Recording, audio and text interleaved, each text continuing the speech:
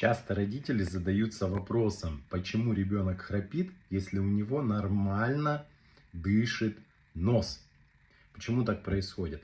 Основная причина у таких детей это увеличенные аденоиды, но они имеют такую определенную обтекаемую форму, при которой днем, если имеется широкое расстояние между основанием мягкого неба и самими аденоидами, то днем получается просвет воздуха достаточный для дыхания, а ночью, когда ребенок ложится, он расслабляется, небо расслабляется, и небо начинает прижиматься к аденоидам, и уже потока воздуха недостаточно, и возникает колебание мягкого неба, которое проявляется в виде этого самого храпа. Поэтому, если ребенок храпит, обязательно нужно смотреть размер аденоидов.